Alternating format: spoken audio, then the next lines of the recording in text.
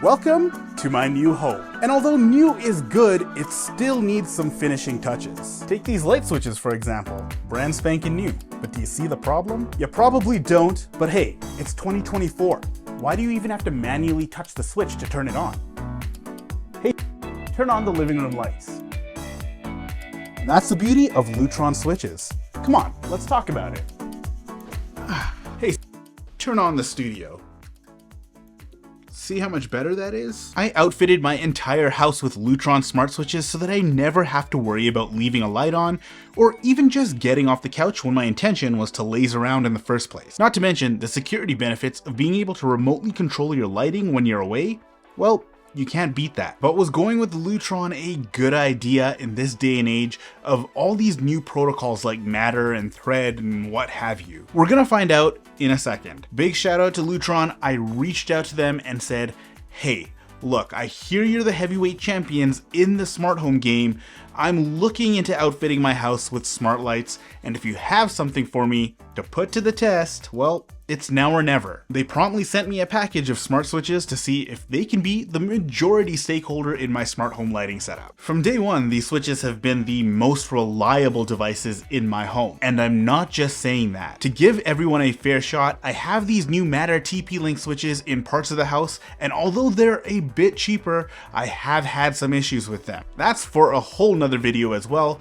But the truth is, if you're looking to build your smart home, you need the most reliable devices driving your setup. Otherwise, what's the point? Oh, and by the way, I have the links to these switches and the best prices on Amazon in my description down below, so if you want to grab some, check it out. Out of the box, we have the switch itself, some wire caps and screws, some instructions that you'll probably never read, and that's about it. And just so you know, I don't read the instructions for most things, but for this, I would highly recommend it if you're installing it yourself. Now, Lutron sent me two different models, a handful of Diva smart dimmers, and also some Claro toggle switches. Some of my lights use dimmers, some don't, so that's the reason I got a mix. Now, the best thing about Lutron switches is that it works for various applications. If you have a fair bit of understanding around switches, you'll know the most common applications are single pole, which have one switch to one light, and three-way switches, which have two switches that control one light. Most houses have single pole and three-way switches like mine. There are some houses that have 3 or more locations for switches, but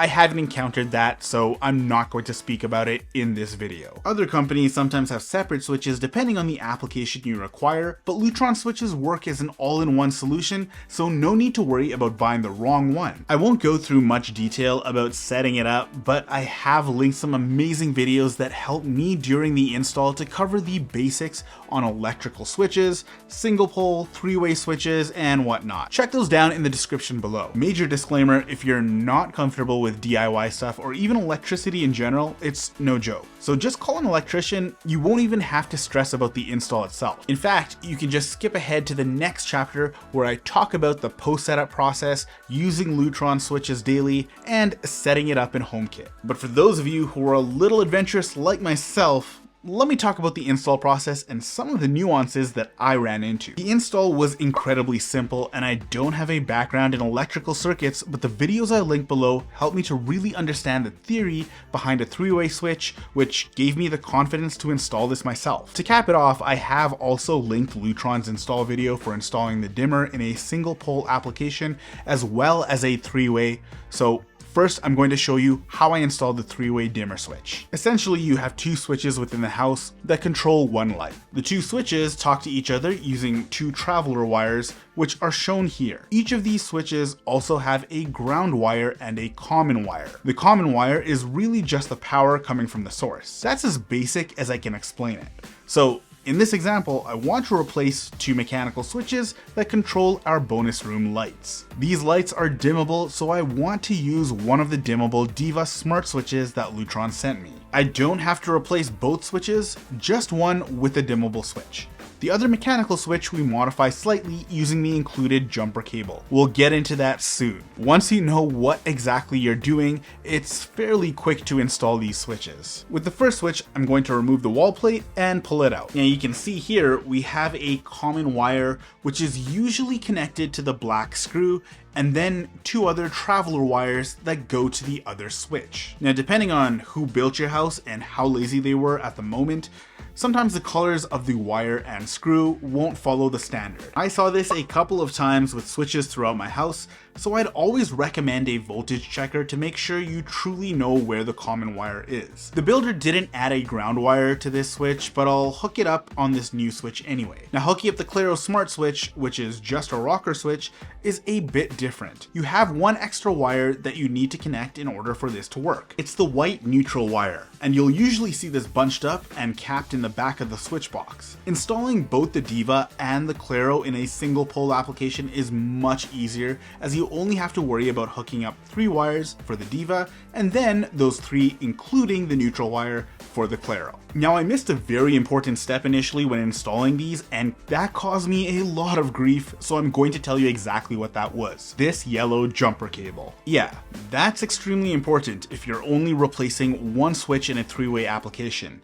You'll need to go to the other switch, pull it out, and use this jumper cable between the common wire and 1 of the traveler wires. This will enable both switches to be turned off and on at any point in time. If you don't do this, your light switch will not work on one side unless the other side is on. The video by Caséta tells you exactly what traveler wire this is, so pay attention to that. Again, I've organized the install videos in my description if you need a reference point. Okay, now that we have everything installed, let's talk about the app and HomeKit. But we're going to focus more on the HomeKit integration and the Google Home integration because that's what we use on the daily. I rarely use the app unless I'm checking for an update. So once your switch is installed, has power, you made sure everything's working, well, now you're going to jump into the Lutron app and then add a device. Here you choose the device. In my case, both switches fall under here, and now you head on over to the switch and hold it down for 10 seconds. Immediately the app picks up the switch and you can go through the process of labeling it, placing it in a room, and voila, you're all set up. Now, if this is your first time setting up any Lutron device, you need to have the Lutron hub set up first. Without that, the switches will not work. Now, I already have the hub set up and I did that within HomeKit as well. The best part is that once the hub is set up in HomeKit, all your switches will appear as you set it up within the Lutron app. No extra setup required through HomeKit after adding the hub. When buying my house, the builders gave me the option to add 2 Lutron switches anywhere, and that's how I first got a taste of how reliable these devices work. They installed Pico remotes, which have the added functionality of being removable. You can also pair those remotes with a dimmer switch to work wirelessly. The dimmers work perfectly, and I also love the subtle glow on the dimmer switches to indicate the intensity. Now, you can also set the dimming minimum and maximum ranges. There's some instructions on Caséta's website, but for myself, the default range was perfect and I had no flicker. Within the app, you can also set scenes, but I run all my scenes through HomeKit and I've had no issues with unresponsiveness. So the question of the day is, would I recommend these switches for your smart home? Absolutely. In fact, I have some TP-Link switches that work with the new Matter standard. They aren't terrible, but I have had some reliability issues when devices would not respond. I would take the Lutron switches over these any single day. Why is that? Well, this is a tried and tested product by a company that has been in the industry for decades. The Caséta lineup doesn't operate on Wi-Fi or Bluetooth either. They use a proprietary standard called Clear Connect Wireless Protocol.